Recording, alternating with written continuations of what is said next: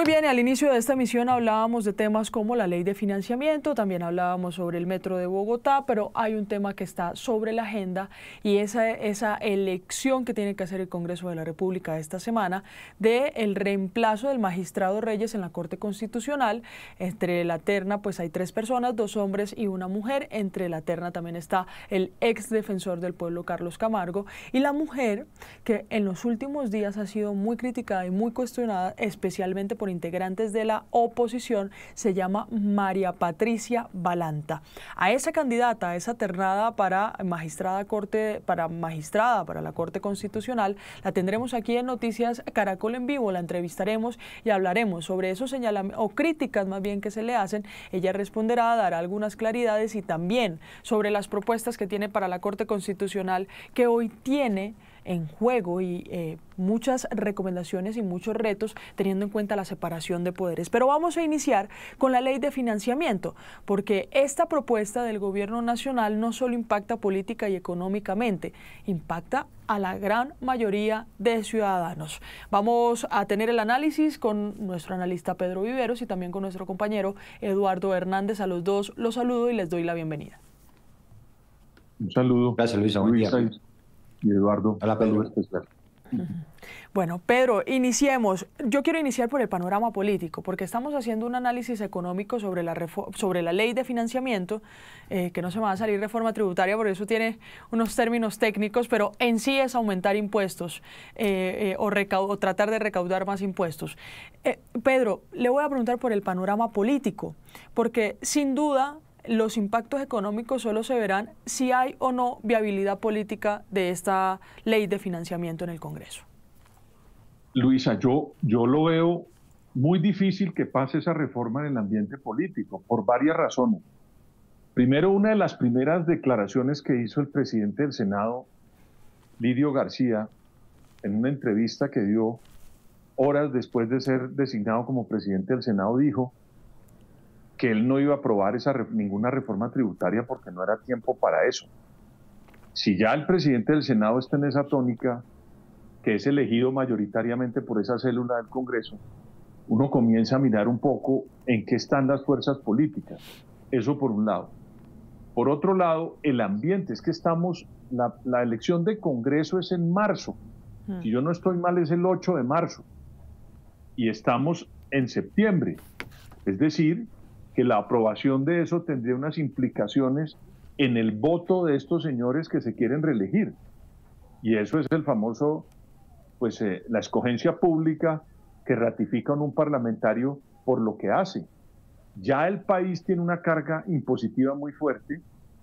Yo no veo que el Congreso le camine políticamente a esa iniciativa, porque el sustento de esa reforma tributaria pues es muy difícil de hacerlo y ya lo estamos viendo por algunos parlamentarios que salen a defender esa propuesta. Y es muy difícil y más adelante seguramente lo veremos por las implicaciones que tiene en el bolsillo de los colombianos. Claro. Y el tercer elemento es que yo no veo dentro de la propuesta, Luisa, un recorte en el gasto.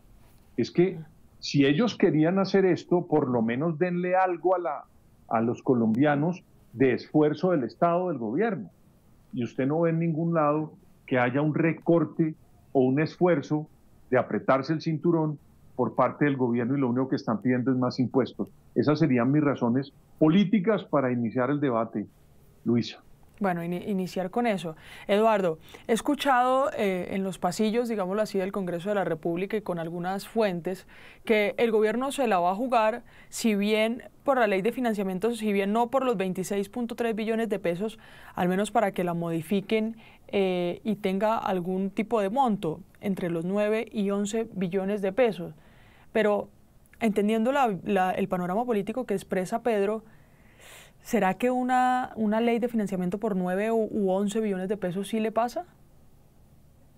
Pues mire, Luisa, ayer a esta misma hora estábamos conversando sobre la inoportunidad de esta reforma tributaria y conociendo ya el detalle y el texto y de la forma invasiva como se le van a meter al bolsillo a los colombianos, sí considero que va a ser complicado, por no decir imposible, que pase esta reforma de financiamiento o ley de financiamiento o reforma tributaria en el Congreso de la República.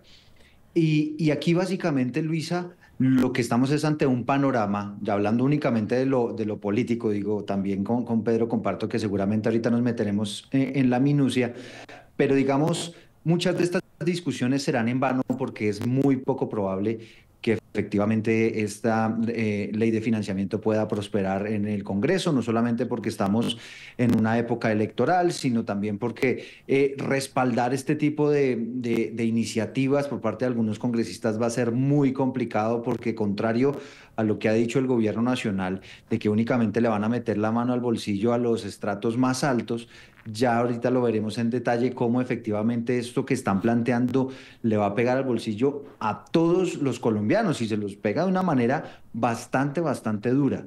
Entonces, yo sí considero que esto va a ser muy complicado. Evidentemente, esto como está atado a la ley de presupuesto, también el presupuesto va a estar muy complicado que lo puedan aprobar en esos términos que quiere el gobierno y eso que estaba diciendo Pedro es cierto, no estamos viendo cómo el Estado y el gobierno hace un esfuerzo por reducir el gasto, sino al contrario, está aumentando casi que en un 14%, por ejemplo, los gastos de funcionamiento, que es algo que muchos colombianos seguramente van a ver inexplicables.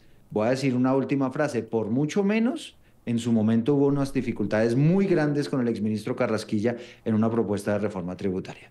Sí, mire, Pedro, le voy a hacer una pregunta que le hice a un experto económico o un economista en estos días. No me vaya a corchar, no me vaya a corchar. No lo voy a corchar, pero es para entender también la razonabilidad de esta propuesta. Si tenemos un marco fiscal o un apretón fiscal tan pesado en el país,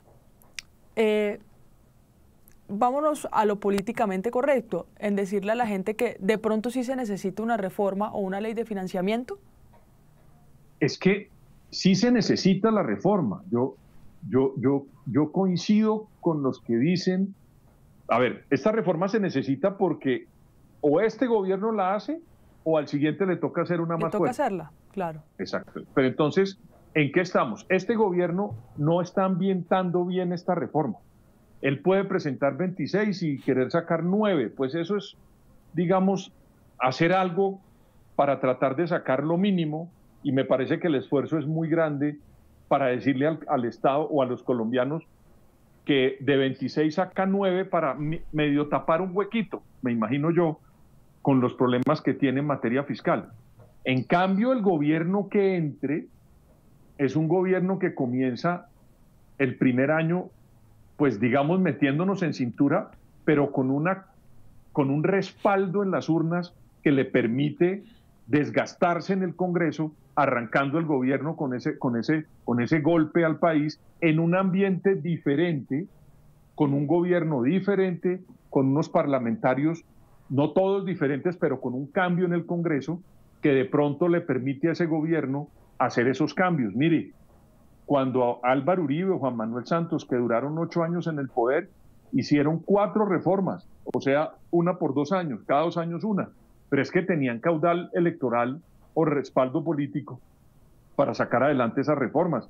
Este es un gobierno que ya está en el epílogo y me parece a mí que no ha presentado bien esa reforma. El país no está con el gobierno, Luisa, las encuestas lo dicen, el 70% dice que el país va por mal camino. Entonces, plantear esto al final del gobierno a mí me parece un error. Si lo van a hacer, pues hagámoslo incluso en los debates que hay de los precandidatos. Uno de los temas más importantes de las preguntas, Luisa y Eduardo, es qué van a hacer el próximo presidente con el hueco fiscal que se va a encontrar. La gente ya es consciente que este problema no lo resolvió este gobierno. Entonces me parece a mí que es un error tratar de sacar lo mínimo con un gobierno que está desgastado cuando ya la pregunta del hueco fiscal entró en el debate presidencial del próximo año, Luis.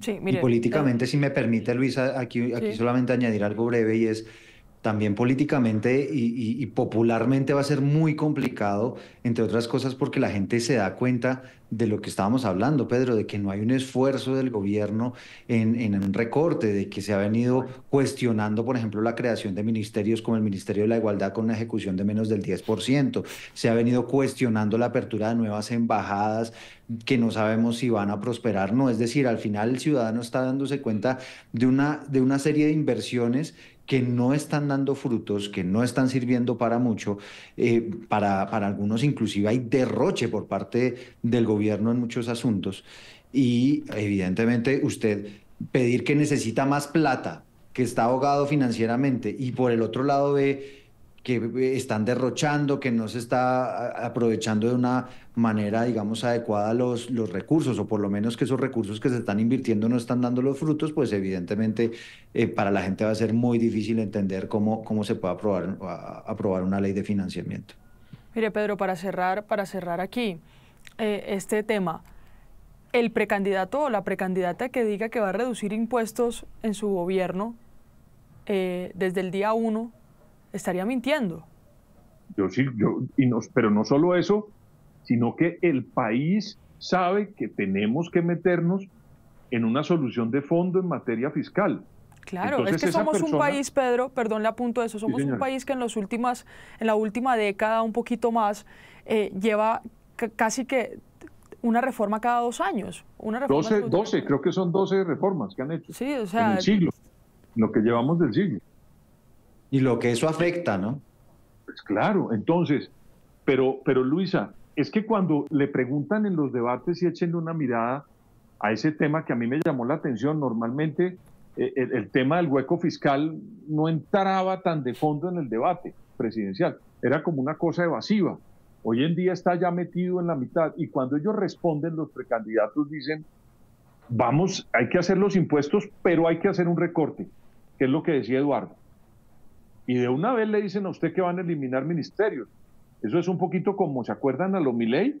Que salió y dijo, voy a acabar con no sé qué, voy a acabar con... Ya hay muchos en esa tónica, porque es que es increíble la explosión, por ejemplo, de contratación estatal. Eso lo denuncian varios candidatos en estudios muy serios, que ahí se está llevando mucha parte de los dineros de esas reformas. Entonces, es un poco para decir, Luisa, que si bien los candidatos tienen que decir que la carga impositiva tiene que ser real, también el recorte que van a hacer en el gasto es real. Ahí compensan, digamos, el costo de tener que hablar abiertamente de los impuestos. Sí, no, y para muchos expertos, Pedro y Eduardo, también aquí en la conversación ya me meto un poco, no como presentadora, sino más como periodista económica, para muchos expertos, el problema estructural de Colombia es la forma en la que se realiza el recaudo y los mecanismos que tiene, más no en si hay que aumentar o no la tributación, sino que hoy hay sectores y hay población que evade la tributación y que pudieran estar tributando y generando recursos estatales y no se hace porque no hay una mecanización óptima de cómo debería ser ese recaudo de esos tributos. Entonces, y Luisa, ¿sabe algo? Que yo no soy economista y menos tributarista, pero a mí me parece que la gente en Colombia quisiera que alguien le dijera dónde se ve la plata de los impuestos. Claro, también. A formar una cultura de tributación, porque la gente no la tiene. Exacto, pero entonces que a usted le digan qué se hizo con su plata. Pero cuando usted tiene unos escándalos, cuando tiene una exageración en el gasto, la mayoría de las personas perfectamente dicen, yo he visto en las redes que ponen, esto es con mis impuestos, y lo que ponen es el despilfarro, la mala administración, el desgreño, cuando lo que se necesita es decirle, aquí su plata se ve. Hoy están transmitiendo que llegaron unos vagones del metro de Bogotá. Sí. Pues bueno, el bogotano puede decir, ahí por lo menos está mi plata, ¿verdad? Sí, eso es verdad. Pero además, Pedro, Luisa, pero además usted, digamos, ve a un gobierno aquí pidiendo plata desesperado por financiar al Estado y pasa la página y ve a una serie de deportistas diciendo es que les redujeron en más de 1 millón de pesos el presupuesto para el año entrante, ¿no? Exacto. El deporte, digamos, que es una cosa tan sensible para entre otras cosas, país. Eduardo, una protesta muy buena que hicieron ayer. Yo no sé si ustedes vieron que lo registraron en el noticiero. porque la protesta de los Empecemos. tipos no era gritar, sino con sus deportes, diciéndole, mire que no podemos practicar esto que hacemos normalmente porque no hay recursos. Me pareció muy ingeniosa la protesta de los deportistas, mejor dicho. Sí, no, claro, qué bueno que usted lo mencione, Pedro, porque el tema de presupuestal y el tema del marco fiscal, de verdad, y cuando la participación, cuando los medios de comunicación entran a participar en los debates de precandidatos como moderadores, porque esa ha sido nuestra labor histórica, uno de los temas que siempre decimos es, no puede faltar la pregunta de qué hacer con el marco fiscal, porque Colombia está en un apretón y por eso le digo, o sea, hay que decirle a la gente que sí, y no es porque la estemos apoyando, pero sí se necesita o una ley de financiamiento o una reforma tributaria. Lamentablemente nos hemos convertido en un país que hace reformas tributarias cada 2 años. Lamentablemente no hemos podido encontrar la solución a ese problema estructural. Yo le hago una pregunta a usted. Cuando tiene una tarjeta de crédito y tiene la tarjeta de crédito a reventar, ¿usted qué es lo primero que hace en sus finanzas personales para poder responder con esa deuda?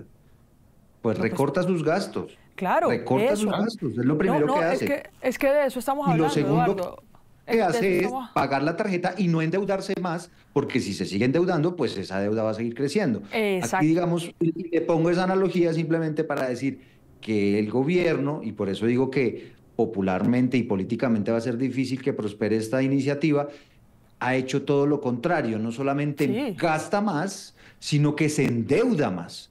¿no? Y rompe la regla fiscal para poderse endeudar más, supuestamente para responder por deuda cuando se sigue endeudando. Entonces, claro, es cierto lo que ha venido diciendo el gobierno en que recibió, digamos, un flujo de caja muy complicado por unas deudas que vienen desde la época de pandemia, pero también hay que revisar lo que ha pasado en el periodo del presidente Gustavo Petro, y aquí hemos visto que se siguen endeudando, o sea, que aquí, digamos, no hay una política de manejar y tratar de reducir la deuda y balancear las finanzas. No, la deuda está por encima del 60 y algo por ciento, casi 64%. Pero regáleme un minuto, que me están diciendo que tenemos una noticia de último minuto. Procuraduría, creo que tenemos a Rocío Franco. Procuraduría, tenemos una noticia de Procuraduría, vamos a desarrollarla. No se desconecten. Muy bien, a esta hora mucha atención. La Procuraduría confirma entonces la sanción al ex canciller Álvaro Leiva. Rocío Franco, ¿de qué se trata? Es un fallo de segunda instancia porque recordemos que en la administración de la procuradora Margarita Cabello Blanco se había dispuesto en primera instancia esta sanción. Hay que señalar que entonces el fallo de segunda instancia de la Procuraduría confirma la sanción de destitución e inhabilidad de 10 años al exministro de Relaciones Exteriores Álvaro Leiva. Esto está relacionado con el tema pasaportes. Y según la investigación del Ministerio Público, se habrían desconocido los principios de la contratación al declarar desierta la contratación pública de los pasaportes, de la cual hacía parte Tomás Greg Anson.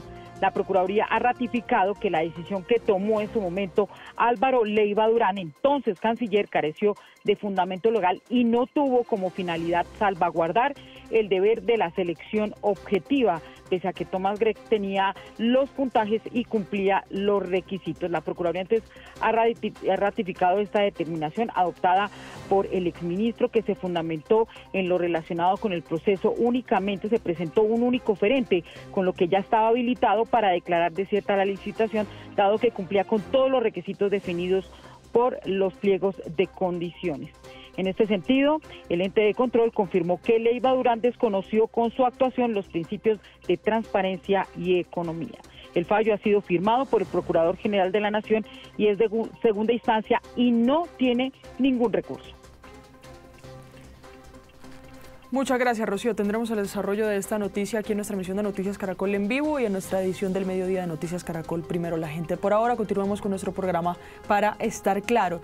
El tema, Pedro y Eduardo, la elección de magistrado o magistrada que se tiene que realizar esta semana para la Corte Constitucional, una elección que se hace en el Congreso de la República. Más temprano, Eduardo, tenemos una pequeña conversación con una de las candidatas, con una de las ternadas a este puesto de magistrada en la Corte Constitucional, María Patricia Balanta. ¿Cómo ve usted el panorama, Eduardo? Porque hasta hace unos días se daba como electo o se daba la elección a Carlos Camargo, ex defensor del pueblo. Sí, digamos que aquí ha habido algo de ruido, si se quiere mencionarlo de esa manera, porque el gobierno, pues abiertamente ha venido apoyando esa candidatura de la doctora Balanta, y entonces bajo esa premisa lo que se ha planteado es que si es escogida la doctora Balanta, pues hay un desbalance en el equilibrio de la Corte Constitucional y podría ser un poco más petrista, digamos, de lo que es ahora, y casi que tendría votos para sacar, digamos, decisiones absolutas. Pero aquí hay que decir algo, Luisa, y quizás reiterar algo que decíamos en las últimas horas, y es, aquí esta es una terna presentada por la Corte Suprema de Justicia, es una terna que en muchos casos no tiene nada que ver con tintes políticos. Es el caso de la doctora Balanta, que actualmente es magistrada del Tribunal de Buga, y ella lo que ha dicho es que no tiene ninguna afinidad política, que ella llega acá, digamos, como por sus méritos, como por sus decisiones, por el trabajo que ha desarrollado en materia judicial. Entonces yo no veo claramente ese panorama que han tratado de pintar algunos, sobre todo opositores, en el sentido de que si la doctora Balanta es elegida como nueva magistrada, podría desequilibrar la balanza por decisiones del petrismo. Y claro, estamos en un momento muy álgido, coyuntural en el país, donde la Corte Constitucional va a ser clave en el control del poder de la presidencia, particularmente lo que se ha planteado, lo que se ha dicho por parte del gobierno de Gustavo Petro, que ha dejado ver por ahí luces de asambleas constituyentes, de medidas, digamos, extraordinarias en materia estatal, del tema de las garantías para las elecciones, en fin. Entonces, yo personalmente no veo que eventualmente haya un riesgo de que pierda esa independencia la Corte Constitucional, cualquiera sea el candidato que sea elegido por el Senado. Pedro, ¿usted cómo ve la terna? Yo estoy de acuerdo con Eduardo en lo siguiente. La terna que escoge la Corte es muy diferente a la terna política. A ver, la Corte Constitucional es un escenario político, al fin y al cabo examina la Constitución política de Colombia. Pero cuando la terna la Corte tiene un matiz más jurídico o jurisprudencial que el alto contenido político cuando lo terna el presidente de la República. Entonces yo eso claramente lo comparto con Eduardo. El problema que yo veo aquí es que el gobierno, en su afán por tratar de señalar un candidato, terminó manchando, óiganme el término, yo no estoy hablando de la reputación de la doctora Balanta, a quien no conozco, pero de quien he oído muy buenos comentarios, como también del doctor Tovar y del doctor Camargo, cada uno en su estilo. Pero termina el gobierno en su afán por poner un candidato. Es que los trinos del presidente de ayer son unos trinos que terminan poniéndole de alguna manera, sí, pues ensuciando.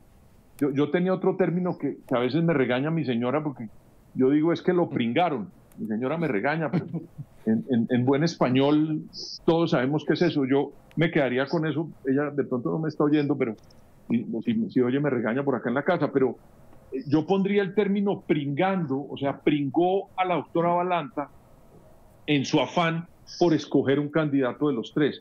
Pero también la defensora del pueblo, que ustedes saben muy bien quién la ternó el presidente de la República. Entonces, no por la hoja de vida de la doctora Balanta, ni siquiera Eduardo y Luisa porque le estén haciendo campaña, los senadores o los que toman la decisión, pero me da la impresión que tanto el presidente Petro como la defensora terminan pringando a la doctora Balanta de petrismo. Y eso puede ser bueno o puede ser malo, ya sabremos mañana el resultado. Yo opino lo mismo, pero mire, yo siento Luisa, solamente ya que estaba hablando de la defensora del pueblo, Luis, algo breve, y es, creo que usted ha puesto el dedo sobre la llaga en una cosa, en una cuestión, y es, sale de la terna del presidente de la República la elección de Iris Marín como defensora del pueblo. Acuérdese también que el doctor Gregorio El Hash terminó siendo el candidato del gobierno para la Procuraduría. Claro. Lo metieron a última hora, usted se acuerda de ese episodio, entonces todos dijeron, no, ese es el procurador de bolsillo del presidente Petro.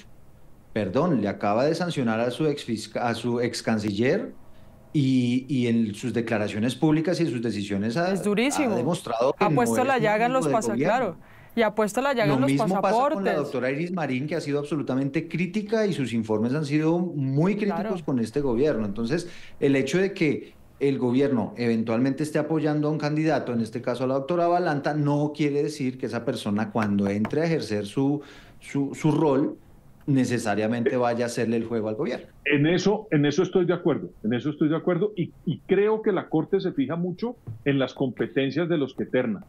Y lo que yo he oído de la doctora Balanta es eso, por eso ahí estoy completamente de acuerdo. Sí. Me parece que el gobierno se hubiera quedado callado, le ayuda más a la señora en la elección que haberse puesto a hablar. Es un poco lo que quiere, y también la defensora en un trino que suelta al final una frase que me parece a mí no le ayuda a la, digamos, imparcialidad que la doctora Balanta ha querido demostrar Claro. en estas elecciones. Y hoy la escuchábamos, para ya cerrar y ya despedirlos, Pedro y Eduardo, Sí. hoy la escuchábamos a ella muy fuerte en sus declaraciones de, oiga, es que a mí no me interesa ninguna ideología, yo tengo un trabajo, he hecho una trayectoria y una de mis metas No conozco a nadie del gobierno. No conozco a nadie, no, ella decía como, yo ni siquiera sé cómo funciona eso, pero como sea, uno de mis trabajos ha sido llegar como magistrada a la Corte, o sea, es un Luisa, sueño profesional. Ayer en Blue entrevistaron al senador José David Name de la U, y él decía, no conozco a la señora y esa señora no ha venido al Congreso. Eso decía ayer un parlamentario en Blue. Como diría mi abuela, amanecerá y veremos. Además, pues tenemos ya algunos ejemplos como el procurador y como la defensora. Yo voy a tratar de hacer como, voy a arriesgar en un cierre aquí, y estamos en un año preelectoral y los discursos son en muchas ocasiones juegos políticos. El tema de la separación de poderes ha sido un tema álgido que se ha tomado en el debate, y seguramente esta elección de magistrado o magistrada para la Corte Constitucional pues no se iba a salvar de una politización como la que hoy estamos viendo en esa terna para magistrado o magistrada. Gracias a ambos por estos minutos aquí en Noticias Caracol en Vivo. Saludos a Luisa y a Eduardo y gracias a todos. Chao, Pedro. Cerramos nuestro programa de hoy de Para Estar Claros y vamos a una pausa. Al volver, el desarrollo de las noticias más importantes de Colombia y del mundo. Ya volvemos.